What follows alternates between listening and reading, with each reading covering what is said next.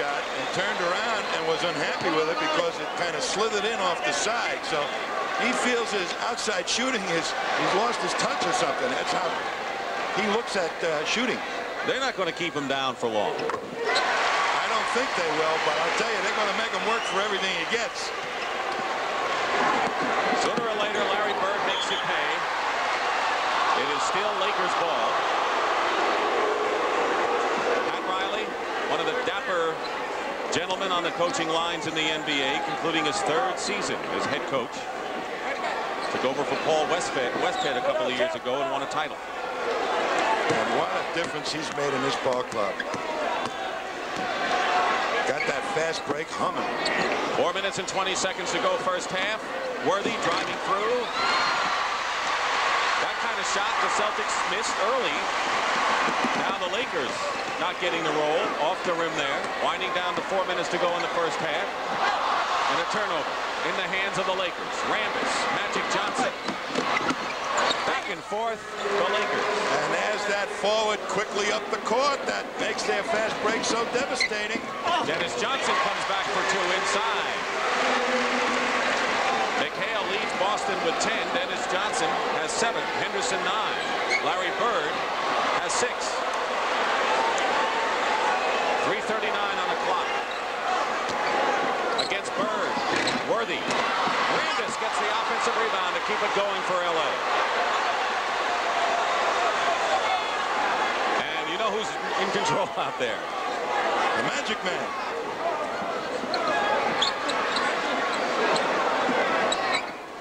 Kareem with 6 seconds on the shot clock. LA again controlling the ball. 1 second. And the 24-second clock expires as that previous shot did not hit the rim, and Riley feels it did, but it'll be Boston ball. There's Larry getting a little physical. Get out of my way, I should say. Mr. Cooper. You can't do that to me. Up one end, you're going to guard me. I'm making sure you're not getting on my way up this end of the court. Boy, he just threw him down. Timeout called for by the Lakers. They're leading by 15, and Boston would dearly love with 3:08 to go in the half. What's going on? Coming up at halftime, Brent Musburger at courtside. Brent? All right, Dick, thank you very much. Kevin Locke will be with me. We'll explore the problems that Larry Bird is having, and also we'll check in on the Indianapolis 500. And along with that, we'll have the CBS Player and Coach of the Year. Pat O'Brien will be here. He'll have a little feature on how tough it is underneath the glass here in the NBA. And also, we'll take you over to basketball at the Great Wall. That's all coming up at the half. Right now, let's go back to Dick and Tommy. Thank you, Brent. So Brent and Kevin Lockery kept you up to date on what was going on in that Phoenix-Los Angeles series. They were right on top of it. And we'll be hearing from Brent, Kevin, and Pat O'Brien at halftime. Boston shooting 45%, the Lakers 58%, but they were the best shooting team in the NBA this year, and in fact, the best shooting team in history at 53%. They're going to call goaltending. McHale will get credit for the basket. Well, if the Celtics can get this down to about 8 or 9 points before halftime, they're not going to be too unhappy. Magic Johnson working against Gerald Henderson. Dennis Johnson is all over Byron Scott. McAdoo. Bird the rebound. Celtics running. Dennis Johnson puts on the steam. Lost the ball. But McHale is there.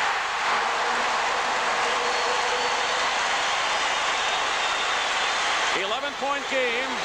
McHale is 7 for 8 from the field. The closest the Celtics have come since the early going was 10 points. It's now an 11-point Laker lead. And Magic Johnson using his body inside, and here comes Boston again. 2-on-1. And a foul. The basket is good. And Dennis Johnson shaken up for the moment. He's all right. I'll tell you, that halftime piece might be appropriate right now. It's getting physical. Here comes Dennis Johnson, and he's determined to make that fast break work. Pushes it up there, and it just hangs on the rim. But boy, did he hit the stanchion. More physical. Yeah, it makes the spin at half court just to maintain possession. But he is determined to make that fast break work, taking it strong to the basket. Byron Scott the foul. The Celtics, making a late run here in the second period, have outscored the Lakers 11-2 and trailed 56-48. Winding down to 2 minutes to go in the first half. And the decibel level has gone up here at Boston Garden. Kareem fouled inside by McHale, who shows he can pirouette as well. Boy, did he make a super play that time. He faked the pass, made the double team evaporate, and then wheeled in against the smaller McHale. Watch him. Well, he eludes Dennis Johnson. We saw just the tail end of it, but boy, he is one smart cookie down in that low post. Here's Kareem. Foul was on Larry Bird, and that'll be Bird's second. How many double teams do you think Kareem Abdul-Jabbar has faced in his career? I mean, it's probably 100 times more than the total point production. Was that a strategy used a lot when you played with Russell and Wilt Chamberlain? Not really. But it sure has evolved in the last several years. Under 2 minutes to play in the first half, 58-48, a 10-point lead for the Lakers. Celtics trying to narrow it, as you said, Tom. If you can get it under 10, you've done well. 7 seconds on the shot clock. Henderson, wide open. Bird gets the offensive rebound and just barreled his way in. He was not to be denied. Larry Bird, who has 8 points. Magic Johnson. Henderson hits the deck. Offensive foul. L.A. on Magic. And things are cooking here at the North Station, where the Boston Garden sits atop the railroad tracks. Well, when the Celtics provide a little good play, this crowd goes wild here. Say one thing, though, the Lakers didn't show any effects of coming from Phoenix yesterday. Bird, the best outside shooter the Celtics had, in and out. 8-point lead for Los Angeles with 1 minute to go in the first half.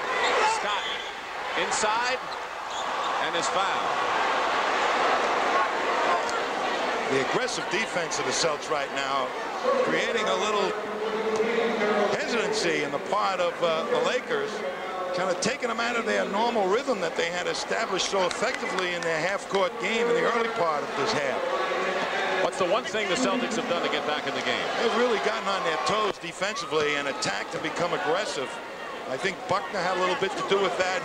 And he's not even in a ball game, but he's provided that type of defense when he made his entrance, and now Henderson and DJ are picking up on it. Henderson's foul is first, under a minute to go. It's a 10-point game. Boston Celtics and LA Lakers, 15 years ago they met. It's the last time a team won back-to-back titles. They double team McHale. Doesn't get the roll. Magic comes out of it with 39 seconds to play. He has really matured. He used to be a flamboyant, exciting player with perhaps a little growing up to do. He's grown up. Long sky hook. And McHale muscled him right out to the foul line, and he still made it.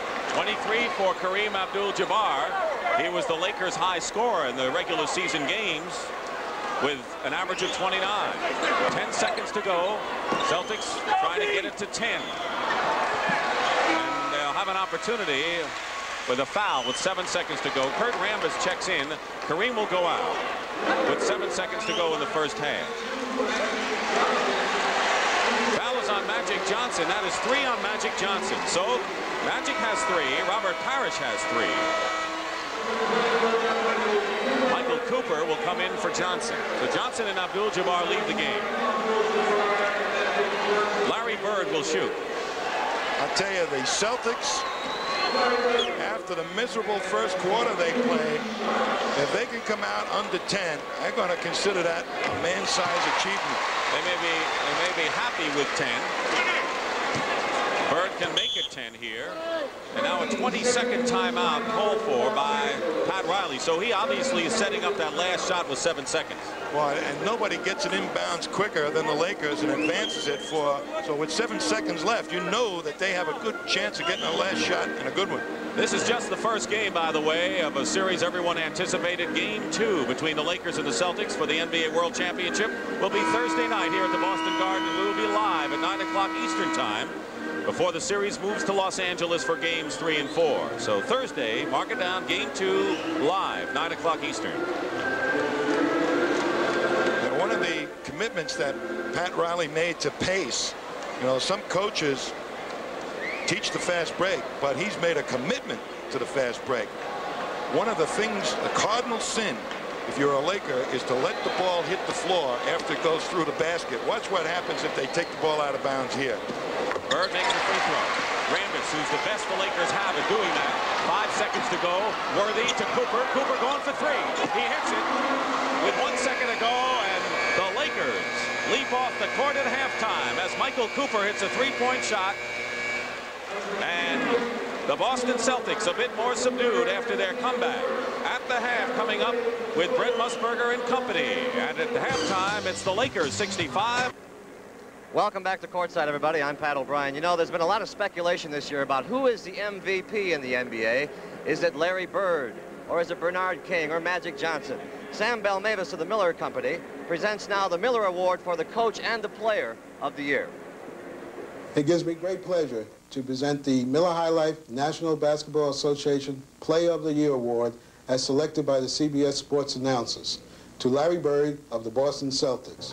Larry, your tremendous scoring and rebounding, plus your unselfish play, are key factors this season as the Celtics attempt to win their 15th NBA World Championship. In addition to this trophy, Miller High Life will make a special contribution of $5,000 in your name to the Special Olympics Incorporated. Congratulations. Thank you very much, Sam, for this fine award and for the contribution to Special Olympics. Miller is also pleased to present its 1983-84 NBA Coach of the Year Award to Coach Frank Layden of the Utah Jazz. Frank's work with the Jazz added to the vitality and enthusiasm of professional basketball this season. Frank, in addition to this trophy, Miller High Life will make a contribution in the amount of $5,000 to the Special Olympics in your name. Thank you, Sam, and I'd like to congratulate the Special Olympics and thank CBS and the Miller Brewing Company, and in particular the Utah Jazz Organization, for making this award possible. Thank you very much. Once again, thank you, gentlemen, and congratulations. Thank you. And to Larry Bird. Let's go back up now to a couple of MVPs in their own right. Brent Musburger and Kevin Lockery. Brent?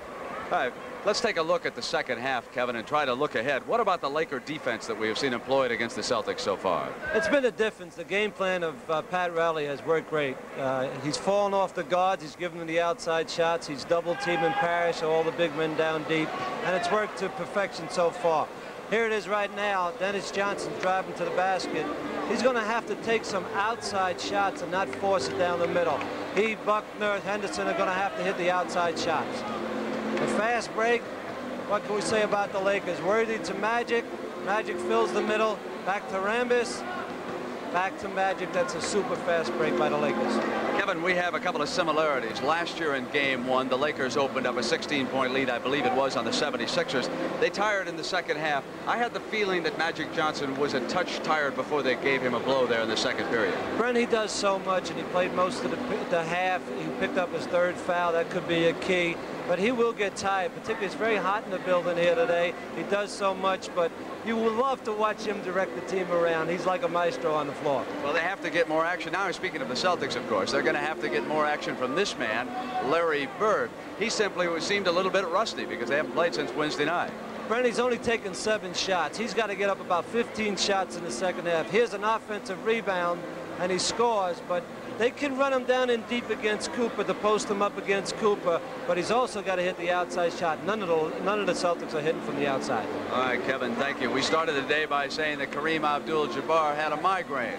If that's the case, Robert Parrish has got a full-scale headache right now. And we're about ready to start the second half from the Boston Garden. Dick Stockton and Tom Heinsohn will be back when we continue with Game 1 of the NBA World Championship. Garden, where the Lakers lead by 13 over the Celtics in Game 1 of the World Championship. Looking at a couple of statistics, shooting always an important one. The Lakers shooting well, and the Celtics, who are starting low, are up to 46%.